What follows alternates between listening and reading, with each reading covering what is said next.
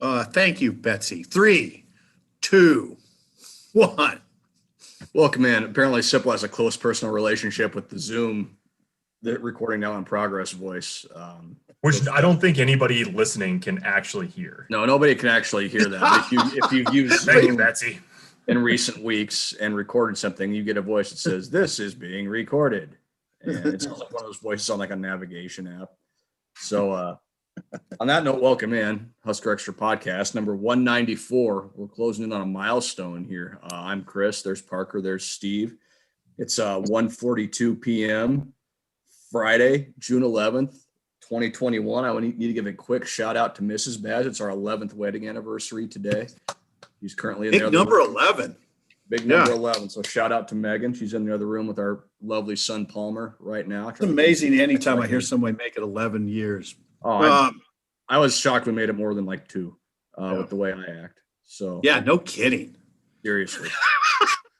As you've been married almost long enough now, or you can break out that joke, like how long you've been married.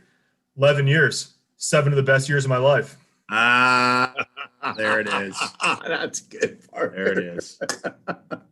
I'll run that one by upper management here when we're done and see what she That's thinks. really strong. I like that one. The first time I heard that one, I was like, that's pretty good. And That's then, pretty good. and like I've heard it several other times over the course of my life. I had a friend who used to say about his marriage that each day is better than the next, which meaning that each day is worse than the one before it. But it's kind of a sneaky way of saying that each day is better than the next. So on that note, happy anniversary to my congrats. wife. Congrats to us for making it this far. Let's get right into it. We'll talk a little football recruiting today. We'll recap the baseball season that wrapped up Monday down in Arkansas. Hogs getting ready to go tonight in the Super Regionals against NC State down at Baum Stadium. Plenty to talk about. I'll let you guys kind of take it over. It's another official visitor weekend for Nebraska, the second one here in June after the big one last week. And maybe not quite the list of guys that Nebraska had last week, but still a pretty good representation of dudes coming in this weekend. Yeah, it definitely is. There's 6 official visitors that are getting to campus. I think all of them are getting to campus today. That's sort of the standard setup for the official visit, Friday to Sunday. And like you said, Baz, last week it skewed a little more to the offensive side with a couple of offensive linemen. Plus, I would go so far as to say Nebraska's top targets at quarterback, running back, and wide receiver. This week there's 4 defensive guys and 2 offensive guys, but the offensive guys are interesting. It's a wide receiver from Boulder named Grant Page and a running back named Ashton Hayes from out in Reno, Nevada. He could be a slot guy. He's sort of a versatile back in that way. He can really run. And then they've got 4 defensive players on campus as well. So it's a busy weekend. They're up to, it was 8 last weekend. And then Tyreek Johnson, the transfer defensive back from Ohio State before last weekend. So that's 15 official visits that Nebraska has already used as of this weekend in June. There's 2 weekends still to go this month. Just like as a reference point, I think in 2019, Nebraska had 10 in June and 1 in April. So you're already north of the number for the full month this year. And obviously, I think they're going to probably go, 10 more or so on the final 2 weekends. So it's busy. And then on top of that, there's guys on campus today working out in that sort of you get 1 hour of working out on unofficial visits. So big group of kids doing that today. Nebraska sort of done a Friday setup with those this Friday. So it's another busy weekend at Memorial Stadium, and it'll be interesting to see, if any offers come out of the workouts today. And then Nebraska picked up the one commitment, which we can talk about from Chase Androff, the tight end, during the course of the week. We'll see if any more commitments shake out from either last week's visitors or this weekend's. Hey, Parker, as someone who's unfamiliar with college football, largely, Go ahead, yes. How many official visits are allowed? 56. 56. But someone who's only vaguely aware that Nebraska has a football program, Steve Sipple has a question. I'm trying to indoctrinate myself into college football. So they get 56. Yeah. The thing I don't know about that, and the thing I don't know about that though is normally if you have visits left over from the year before, you can roll them to your next year. And so like nobody used official visits last year. Yeah, how would that work this year? Yeah. Right. 112. Well, it seems like you're more than vaguely aware of addition, so that's good. It's an improvement over what we normally get 100. Yeah, for real. But then For real, huh? Is that for real? I like how matter of fact that was. Oh yeah, seriously, for real. Yeah, for real. But it's interesting because I should probably actually get some clarity on this because I saw recently, Sipple, that Ohio State, Mark Pantoni, their chief of staff, their sort of operations guy, said that they were expecting 51 official visitors to Ohio State in the month of June alone. See, they must roll over. Yeah, and there's no way that the Buckeyes would use all but 5 of their official visits. Although, their class is pushing toward full, so yeah, maybe. But that's almost the entire normal allotment for a year. So 56 in a normal year. I don't know that that's exactly the number this year. It's interesting. there you go. It is. So Parker, would you expect any commits out of the guys we're gonna see this weekend? Yeah, it's interesting because I don't know for sure about the 6, like the 6 guys in particular that are visiting this weekend. Most of them have already been on at least one visit. A lot of them have visits after this weekend. The guys I think you sort of put on the watch list, so to speak, for the most part are guys that visited last weekend. Like, for example, Richard Torres, the quarterback, he's visiting Kansas State this weekend. And then basically he's probably going to be in decision mode after that. Landon Sampson, the receiver that was here last week, he's unofficially visiting Ohio State this weekend with his high school quarterback, Quinn Ewers, who, number 1 overall player in the country for 2022, 5-star prospect. Quinn Ewers already committed to Ohio State. So this is the last for a couple of the guys that visited last weekend. This weekend represents like the last thing we know that's on their schedule for the month. Torres, Sampson. There's a couple of other guys that maybe you could put in that boat. We'll see what Jalen Marshall does. He's visiting Oklahoma State this weekend, defensive lineman.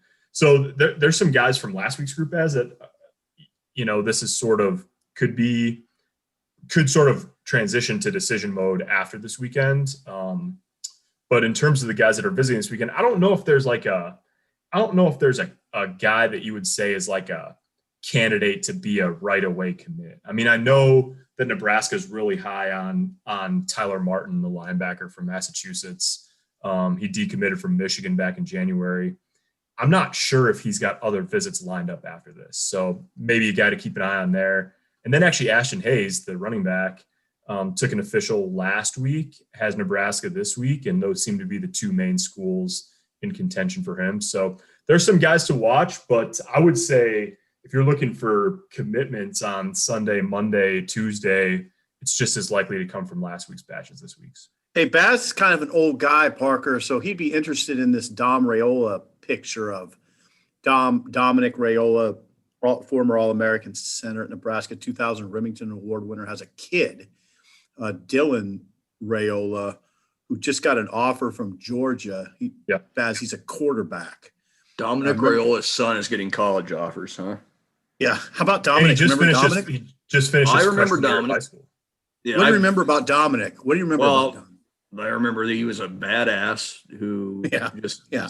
I mean, that's probably the best way to describe it. Like he dominated at that position. Like he was so good. I think he kind of gets lost in the shuffle a little bit when you talk about great Nebraska offensive linemen. And maybe I'm wrong there, but No, I think he does. That goes back to the guys Nebraska had, before him in the glory days, of course, but he's as good as anybody's Nebraska's ever had. Almost. He's near the top of the list. So yeah, he was. Yeah. When you look at the centers, Baz, like if you just look at the center position, Dave Remington was the best center that ever played for Nebraska. But after that, it's either Aaron Taylor or Dominic Raiola. Yeah, so, absolutely. Yeah. But you don't, everybody kind of naturally assumes maybe it's Aaron Taylor. But if you really look at them and talk to guys who played with Dom, they would say, the nod might go to Dominic. So anyway, Dylan Taylor. Anyway, we've got one foot in the grave because his kid's getting scholarship offers in college. Parker's going to be doing a story on Dylan Raiola. Yeah, he's a 2024 prospect, so he's just like the kid from Bellevue West that Nebraska offered as a quarterback a couple weeks ago. Daniel Kalen just finished his freshman year of high school, and is gonna be a sophomore next year. And like you said, Sip, he's 6'3" and 210. He's a big kid already. He's a really, really good baseball player, and he's making the camp rounds this month. Already been offered by Georgia. And is visiting Nebraska next weekend, not this weekend, but next weekend. And so that's not only will they have guys in and working out and maybe Dylan will throw and work out, but also then next weekend is like the Nebraska's big recruiting barbecue. So that's when they've really aimed to have a lot of guys on campus. Not only will they have a good group of official visitors, but they'll have a bunch of unofficial visitors too. I know not only are there sort of bigger names like that, but they've got a couple kids from Florida that are, offer worthy guys that'll be in town on unofficials. I think they got an outside linebacker from Texas that's coming up that weekend. Carson Hegerly, who's a kid who's sort of been on the radar screen from North Dakota, is coming down that weekend. So it's a busy weekend this weekend as we speak and as it gets going at Memorial Stadium, but next weekend is going to be a really big one. Now, I don't know Baz. Okay, this is a top 50 in his class baseball player too, Dylan Raiola. He's a catcher. Now, I asked Dominic today if he would play both. It didn't sound like it. I think could have. This is where, like, again, I'm just kind of getting used to college sports. Could a quarterback at Nebraska play college baseball too? I don't know if you could even do that. It'd be tough because you'd run into some conflicts with spring ball for sure. Yeah. And you'd probably miss a lot of fall ball as well when you came back on campus. So it'd be if you're going to do it, you'd basically be playing the season, and you wouldn't be doing spring ball with the football team, or you'd miss the first month of the baseball season. Basically, that's what Reese Mooney, the 2023 quarterback that Nebraska's offered and is after, the only one in the country they're recruiting at this point. That his plan is to play baseball, wherever he goes, and to try to do that. And then there's actually an outside linebacker from Reno, Ashton Hayes' teammate, Robbie Snelling, is a really talented baseball player and plays outside linebacker, and is supposedly going to visit Nebraska this fall. That would be, Baz, like, more than playing quarterback. Imagine that. Imagine the physical rigors of like trying to play linebacker and throwing your shoulder into guys during football season. And Quick story. Who's the Wisconsin receivers coach, Parker? Do you know? He used to be here, Baz. I can't come up with his name right now. He's not, isn't he not actually there anymore? He went to Michigan State. Oh, he's at Michigan State. That's right. Thank you. Hang on. Gilmore, Ted Gilmore. Ted Gilmore. Here's the deal. Along these lines, it was really interesting. Remember, Baz will remember Kyrie Cooper was a receiver here. Yep. Played outfield for the baseball team. Yep. And we were covering spring ball as we do. And it got around to talking to Ted Gilmore. He was in the group setting. And he was asked about Kyrie Cooper. He was very blunt about the fact that he's not here, so he doesn't matter. Because he's playing baseball, and therefore I have no comment on him. It was very clear he was not happy about him playing baseball. That's why I think it's really hard. God, for a quarterback, I just don't know how you could do it. Yeah. It's hard enough no matter what position you play, but playing quarterback and then having to try and do that. Pretty tough. No way. I just say no way. All right. I know Kyler Murray didn't pull it off well at all. Jeez. Damn it, Parker. God dang it, Parker. Damn it, Parker. Number one overall pick in football and number 9 overall pick in baseball. Yeah, it cannot work. Did he do both in college though? Hold on, Parker. Hold on. I think he did, Baz. Did he? I don't know. I honestly don't know. Yeah, I think he played baseball, and he played baseball. Now, I don't know that he cut it off though. Let's look. Yeah. with the Sooners, I'm praying he to spent, God right now that he didn't do both, because Parker will really, really look bad. He He played in 20, he played 2 years at Oklahoma. There you go, 2017, 2018. Played 51 games in 2018. Hello. 296, 10 homers, 10 stolen bases. Yeah, I remember him playing. I mean, I'm still saying though, now he's a crazy good talent. I was gonna say, like, not every high school quarterback / outfielder is Kyler Murray. So that's Right. I don't know. And you'd have to look too if Oklahoma's, how that overlapped when they had spring ball, all that. Probably they had it in the spring, so it must have overlapped. Wow. Jeez, Parker. But it can vary as to It when teams have it. You know. can vary. Yeah, it would be a you could do it. It would be a tall task, I think, is the point we're trying to make. Well, yeah, Aaron Murray's 5'8", so it's not that tall of a task. Kyler Murray. It's Kyler Murray. First off. Yeah. Well, again, I'm just trying to get used to football. I haven't. Aaron Murray's 5'8", so it's not that tall of a task. Hello. Baseball is easier for him because the zone's not very big. That's probably the only reason he could do it. It's not because he's once in a, 28 walks, 56 strikeouts his last year of baseball at Oklahoma. So maybe it's not that easy. Huh. I don't even know where to go from that. Oh, we do know Kyler Murray for no good reason. Parker's on call basically starting Sunday for Richard Torres, their quarterback. I'm hoping we can call him Dick Torres when he gets here. But as far as that goes, Rich. I think the approved vernacular is Richie Rich. Rich. Sipple and I will call him Dick Torres. Like, that'll be fine. Yeah, visiting Kansas State. Now, Parker, is this just a matter of, is Kansas State just going to try to talk him out of Nebraska? Yeah, probably. I mean, definitely. And Richard Torres, these are the only 2 visits on his schedule. The thing that Richard Torres undoubtedly knows is that Nebraska right now is scheduled to host AJ Bianco, who's a quarterback from Honolulu, Hawaii, on an official visit next weekend. So Torres gets his 2 official visits out of the way. He's in the driver's seat at Nebraska. He's the only quarterback that's visited officially. MJ Morris is off the board. He committed to NC State. It's the Richard Torres show right now. But that all changes if AJ Bianco gets on a plane and visits and, hits it off with the staff, a week from today. So that's sort of the situation. I mean, I don't know, like, I don't know what they would tell you in terms of exactly how they compare the 2 guys, but Torres has been on campus. He's visited. Bianco hasn't. And so he's in the catbird seat right now. Richard Torres is, but the clock is ticking on that. And there's a really interesting question, Parker. I don't know. I mean, I ask you questions sometimes that are unanswerable, but if Torres commits, does Bianco still come on his visit? I don't know.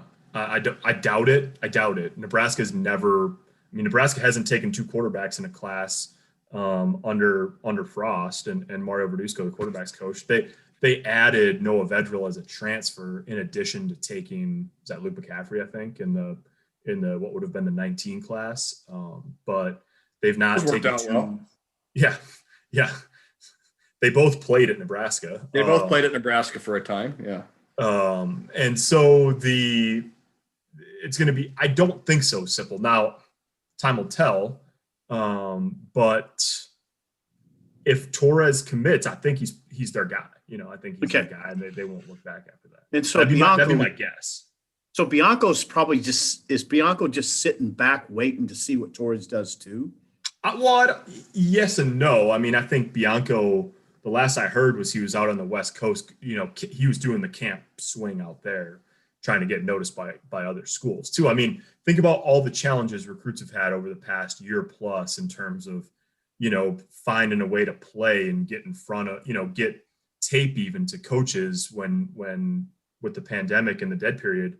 Then imagine being not where you could like walk down the street and go to USC's campus or get in the car like Tyler Martin did and go somewhere like, when you're in Hawaii, like there was travel restrictions even from the continental U.S. back and forth to Hawaii. So, and they didn't have a season even in the spring. They had some like scrimmage work basically. So he's really has to make up for lost time in terms of the evaluation piece. So I think he's probably keeping busy, and then we'll see if Nebraska's got a quarterback in his class a week from now. Before we switch over to Baz and talk some baseball, some serious baseball, Nebraska now has 3 verbals. Is that right? Yeah. Yep. Hausman, Victor Jones. Correct. And Chase Androff, the tight end, committed on Monday. Yeah. So it's going to be super interesting. I mean, I think you could see more action, obviously, this month. Not only we've talked about a couple guys, Torres, Sampson, maybe, depending on what happens with Ohio State, some other guys who could decide to pull the trigger sooner rather than later. And then, then you've got a guy like Jake Applegate, who we talked about after he picked up an offer during his workout and got an offer from Minnesota the next day. But yeah, there's a lot of puzzle pieces to fit together, a lot of moving pieces. And by the way, Tyreek Johnson is listed as an enrolled student at Nebraska. Doesn't mean for sure that he ends up at playing for Nebraska, but it's a pretty good indicator that he's clearly one of how they want to fill one of their 2 spots on the transfer market for this summer, like to play in 2021. So there's just there's moving pieces on pretty much all fronts. And he was a 5-star defensive back who likes pancakes. We know he does like pancakes. Yeah, we know that. Yeah, we do. We do. Now, Baz, I was really fascinated when I walked in the office yesterday and you started rattling off photos on your phone of Baum Stadium in Fayetteville and the impression that place made on you. Yeah. Huge impression. Why? Why? Just because I think it showed what Haymarket Park could be in a way. If Nebraska made some changes out there, you look at those 2 stadiums, and there's a lot of similarities. You can start with the fact that they're both oriented the exact same direction. They're set up a similar way. Baum has more suites. Their suites kind of go all the way down the lines as opposed to not quite that far in Haymarket. There's berms in the outfield. But, what I saw this weekend, or this last weekend, I guess, was something that Haymarket could aspire to, if we're being honest. That Arkansas had 11,084 fans there every night. That was their official attendance every night, which is a sellout. And the stands were packed. The left field berm was packed. They call it the hog pen out there. And it's basically, for those that aren't familiar with Baum, it's basically a park in left field. There's built-in grills out there. They have a separate entrance where you can bring in coolers. I watched 2 college kids walk in with a $600 Yeti cooler full of booze, each of them carrying an end of it and setting up. They come in before the games and set up their lawn chairs. And you can see where that would work at Nebraska with the way that park is set up, with the left field berm. You could see beer sales, alcohol sales there. You could see a separate entrance to get into that left field area. You'd come up with a catchy nickname pretty easily. Call it the corn crib, or call it, whatever you want to call it, something like that. So, I think what I saw there, first and foremost, is a Nebraska team that wasn't intimidated by that environment. But at the same time, it was an environment that was very intimidating, if that makes sense. It's not easy for teams to go in there and win. And I think Arkansas is 29-6 at home now this year. They've won like 82% of their games at home over the last 5-6 years. It's some ridiculous number. It's an intimidating home environment. And I think Nebraska handled it very well. But when things got tight, when Arkansas had its big inning in that 8th inning Monday night, I think that crowd played a role in it. The sound that crowd made when Charlie Welch, hit the home run for Arkansas it's right up there with anything I've ever heard in 20 years of covering sports at the high school, college level. It was just it was a special environment. I know Nebraska fans, at least some of them, probably a vocal minority of them, are going to say, well, Arkansas is annoying. They were mean to our boys and this, that, and the other thing. But look, man, that place is special. And you see why Arkansas is so tough in that building. And you see how it could work for Nebraska with some changes. And obviously it's not as easy as saying, well, we're just going to throw a few $1 million at it and make it better. There's obviously an agreement there with the Lincoln Salt Dogs you have to work through. You'd have to get alcohol sales approved. You'd have to do some remodeling and updating and facelift and those sorts of things. But if you're going to do it, now it's time to do it. You got a really good team. You got a hot coach. You're in a league that you're poised, if things go well, to dominate really for the foreseeable future. After the way things went this year, you win that league with games to spare this year. And so, yeah, what I saw was a great atmosphere, an incredible college atmosphere. What I also saw was an opportunity for Nebraska to turn Haymarket Park into something like that and make it one of the toughest places to play in the country. I got a question. You guys manage to do things other than work in this world, and life has basically passed me by. Why? I mean, what is a $600 Yeti cooler, and what are the benefits of a Yeti cooler? It supposedly keeps stuff cold for a really long time. You get a neat sticker that you can put on it. That's really about it. I think. I don't know if the benefits of a $600 Yeti cooler are best seen in the hog pen when you're probably like going to be home in a couple hours, or you're going to be not worried about the temperature of your drinks in a couple hours at the very least. But like, let's say you were going to an island in Lake Superior where there was no electricity. Okay. It would seal well enough to keep your ice frozen for couple weeks. Really? Yeah. Yep. So it's about the sealant. It's about the seal. Yeah, it's about the seal. Yeah. They're extremely efficient. So if you want to look cool and just have a Yeti cooler, that's great. But if you're actually like going into the backcountry or going out into the, the shit, so to speak. Like the what? I'm sorry. The shit. Sipple. The shit. Okay. Yeah. Hello. It will actually serve the purpose it's supposed to serve, which is they're pretty sweet actually. I have a Yeti koozie. It's like a metal koozie with a screw on top, and it will keep a drink cold for like hours. Like it's insane how good it works. Wow. Not that you're going to have a drink in a koozie for hours at a time, but so you're paying for technology. You're paying for technology. Yeah. It's kind of like golf. You're paying for technology, basically, when you go buy that new driver. All right. So Will Bolt will be, what I was thinking when you were going through your spiel about the stadium and what they can do at Haymarket. And by the way, Haymarket needs refurbishing. It needs an update. It needs a facelift. Those grounds, and I'm talking mainly about the grounds around it. But that's the sort of thing that could help keep Will here. Yes. I mean, there'll be an ongoing discussion, I imagine, as long as the Nebraska baseball program does what we expect it to do. There's going to be teams coming after Will quite a bit. He's already really well respected. So that I think that could help. Hey, Bass, real quick, Parker's talking about the football recruiting. Do you have a pretty good idea what they have coming in terms of their 2021 class? You're talking baseball. Baseball. I mean, I know the name Chase Mason. I know the name Drew Christo. Those are the big ones, right? Yeah, it's a top 40 class nationally. If you go, and it's like everything else, there's different places you can look. But I think the general consensus is it's a top 40 class nationally. It's ranked 36th by Perfect Game, which really does a good job of keeping track of that stuff.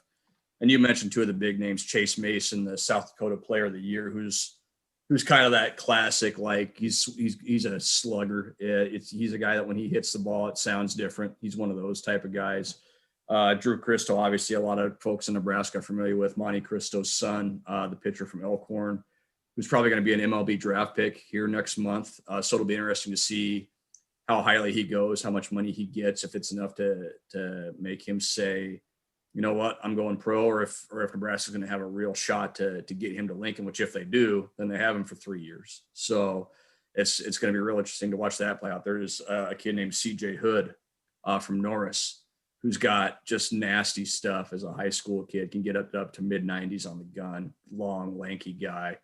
Luke Jessen out of Elkhorn South is another guy I think you need to keep an eye on. It's a fascinating class because if you look at the quote that Will Bolt gave about it when they all signed, he said it reminded him of his recruiting class that came in back in 99, I believe it was. And 98. 98. Yeah. We all know what that class did at Nebraska. We went to a couple College World Series and really helped turn that program around under Dave Van Horn. So that's what it reminds him of. It's a lot of local kids. They went to Hawaii and got a kid, much like Nebraska did in that 98 class with Shane Colmine. They went into Texas and got a kid. I believe they've got a kid coming in from Canada. They kind of went all over to get guys, but the majority of those guys are coming from Nebraska, coming from the Omaha area, the Lincoln area. And it's local kids that care. And now those kids have seen what happened this year with that team coming, from a place where maybe nationally Nebraska didn't have the respect that it deserved. And even in the conference, not having the respect it deserved, picked outside the top 6, and they win the league by 3.5 games. So yeah, it's a fascinating recruiting class. And you look at what Nebraska's losing after this year, Spencer Schwellenbach, chief among those names, potentially Cade Povich, depending on what happens with his draft status. A guy like Jackson Hallmark, who is a senior this year, he's one of those guys that can decide to come back and take advantage of the extra year if he wants to. But there's some guys, you're going to lose some guys. Luke Roscom, you're going to lose. That's leadership. Mojo Haggie's a guy that's not coming back. There's going to be Acker. Acker, guys that played really key roles on this team. And you're losing a lot of leadership. But I don't know that you'll necessarily see a huge drop in the talent level. The experience level certainly is going to be different next year. But just from a talent standpoint, with what's coming back, there was a lot of freshmen on this team that we didn't even see play this year because of Nebraska's depth, because they didn't play midweek games, those sorts of things. We hear all about Max Anderson, Bryce Matthews. They had a bunch of classmates that were pretty good too. And now you're going to add this really talented class to it with a guy like Drew Christo, who, if he ends up here, might be starting on the weekends for Nebraska as a freshman, and CJ Hood, who might be coming out of the bullpen as a freshman, Chase Mason, who could be batting in the middle of that lineup as a freshman. There's guys in this class that are going to have the chance to come in and play right away. So it's going to look different next year, certainly, from the guys that are on the field, maybe stylistically a little bit, but the talent level, there's probably going to be a little bit of a drop, but not a whole lot, just from a pure talent standpoint. Yeah, Chase Mason, that's another guy I'd watch in the draft.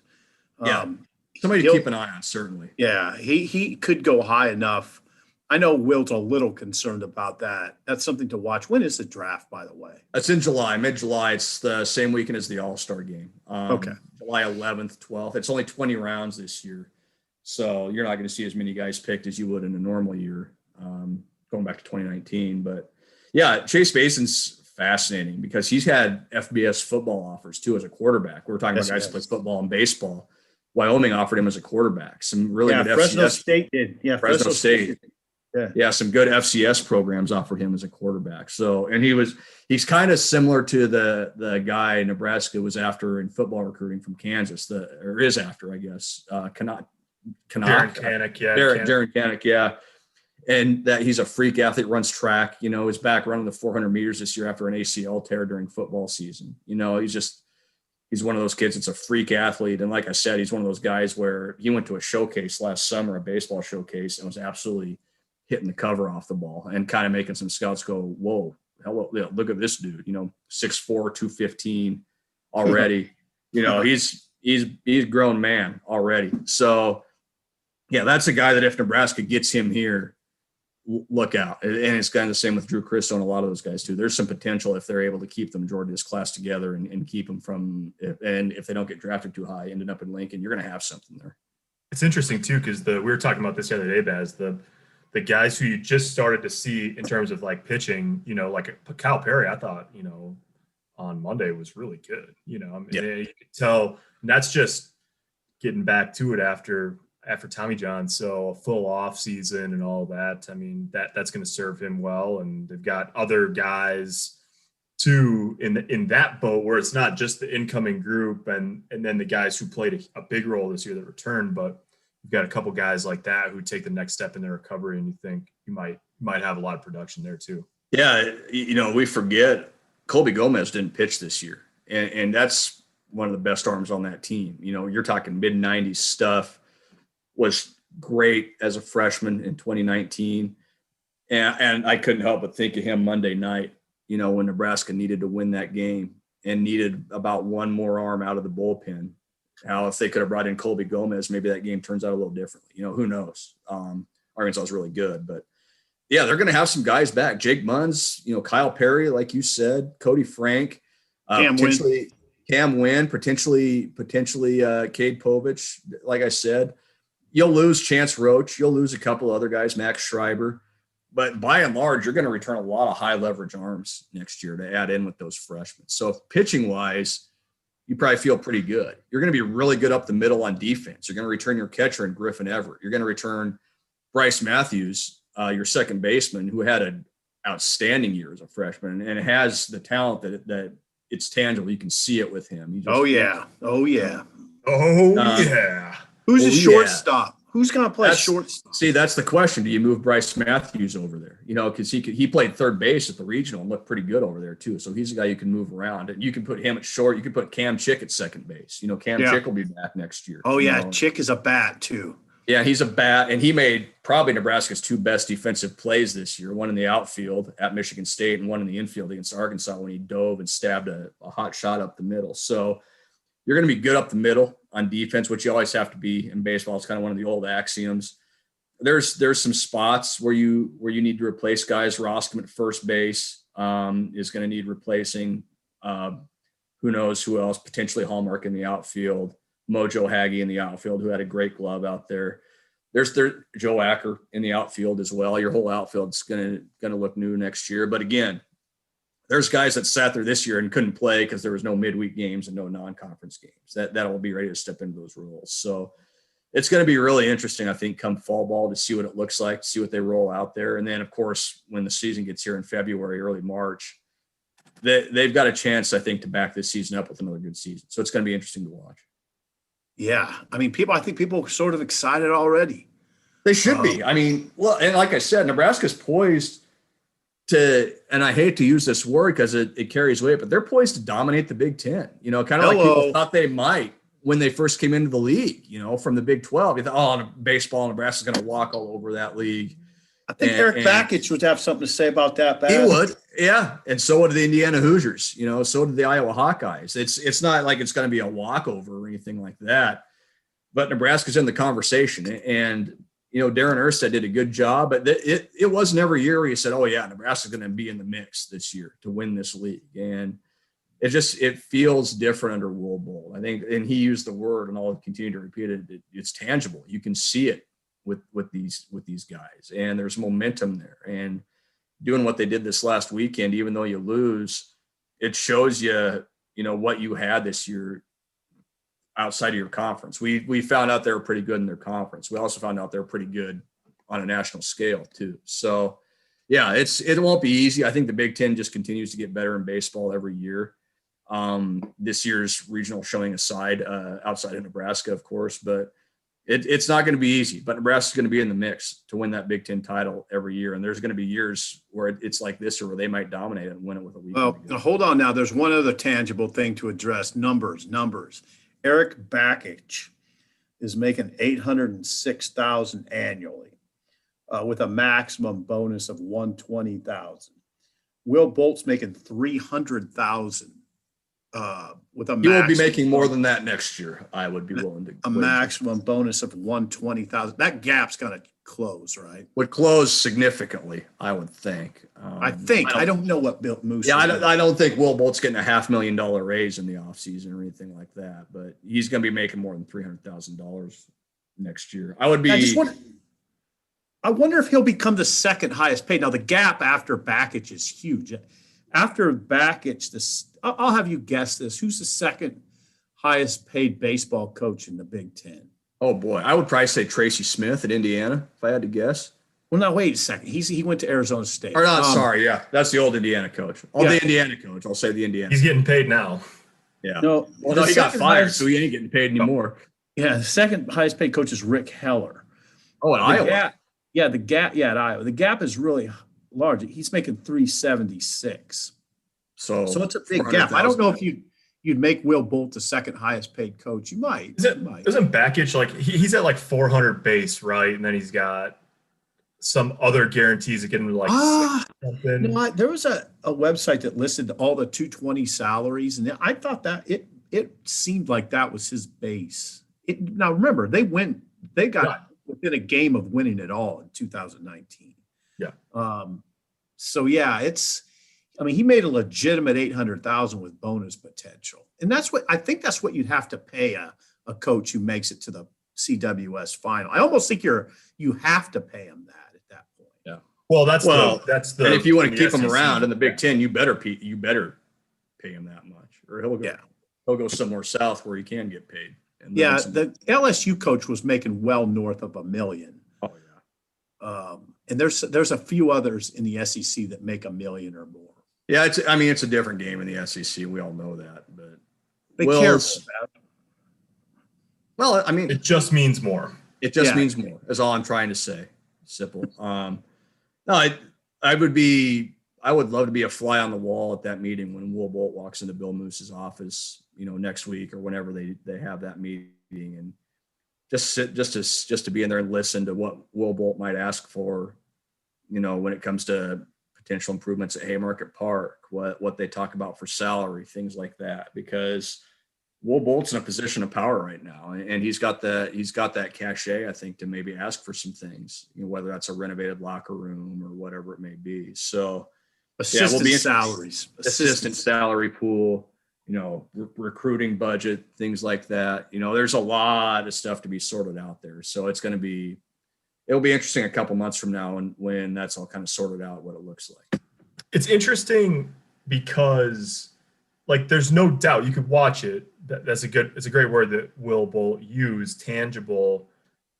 It is amazing though, when you think about it's 1 year, right? It's a great year. They won the Big Ten.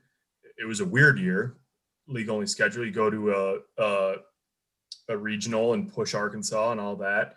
And now we're talking about, man, he's in a position of power. They can do all these things.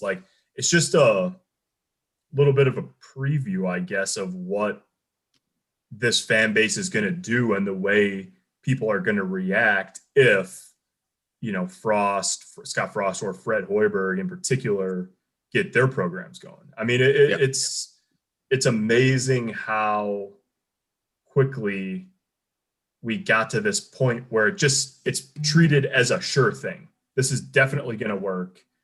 And it's obviously on the right track, but it's remarkable to me that what the fervor is going to be like if one of those other programs. Well, college athletics is mainly about emotion, and this is large. Yeah, I mean, you get a lot of emotional responses. Yeah, and I think the fan base, there is an emotional response.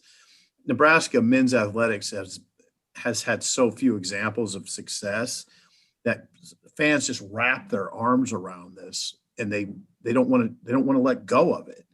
I don't think Will Bolt thinks of it that way, but yeah, he can capitalize on that. Yeah, well, I think that's a good way of putting it. So that's what I'm trying to say when I say he's in a position of power. He's got the fan base. He's got the fan base behind him. Yeah, he does. Yeah, no, and I'm not disagreeing with you, Baz, not at all. I mean, it's just amazing how quickly you can ascend to that position. Doesn't take long around here, does it? Nope, it doesn't.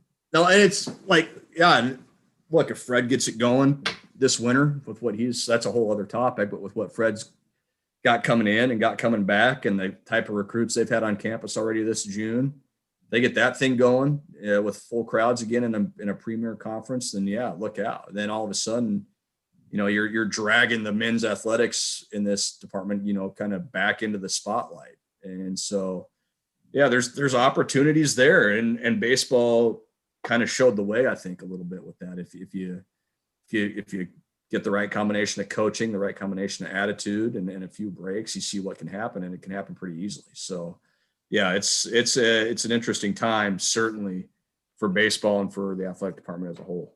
Now all we got to do is get through football season and basketball season. We'll be back to baseball. Yeah, we're just right there. I'm sure it'll just fly by. Yeah. We're only I know. months away. I caught you there, Parker. I caught that little bit of sarcasm. Come on. I love it. I love baseball. So, won't catch me. Yeah, I'm a complaining. big fan of Kyler Murray too, and Aaron Murray, and Aaron Murray, and all Tyler the Murrays. All the all Murrays. the Murrays. I think I called him Kyler Murray? and Tyler. Yeah, Bill Murray. I'm a fan of Bill Murray. If Who there's a else? Murray out there. Ann Murray. I'm a fan of Ann Murray. Ann Murray. Yeah, I think we can all agree we're fans of Ann Murray. Yes. On that note, we should probably wrap this up. Yeah, Eddie Murray. No, I'm a Eddie fan Murray. of. No, that'd be Eddie Murray or Eddie Murphy. How about both? No, who was a former Baltimore Orioles? That would be Eddie Murray. Yeah, that would be Eddie Murray. I'm a fan of Eddie Murray. He could hit it. He could hit hit a it. long way. He could hit a long way. I can hit it. Any a other long way. Murrays? See Any me other? swing that. I got power. I got gap to gap power. Do you? No, I'm a slap hitter. It's just like Chase Mason, right? And Eddie Murray. It's like when they hit it, it stays hit. Yeah, exactly. When Chase Mason hits it, it stays hit. When he hits it, it stays hit. Yeah, that's a great way of putting it. All right, we went pretty long there. That was long-winded. Thank you guys for thank the 12 of you that stuck all the way through to the end of this for hanging with us. We'll pick it up again next week. We'll probably have some more updates we have the Big Red Blitz next week. So we'll have a full We'll be report. coming off the edge. We'll be coming off the edge. Yeah, we'll be pulling Yeah. each other back off the edge after doing the Big Red Blitz. So, all right, guys, until then, we'll talk to you soon.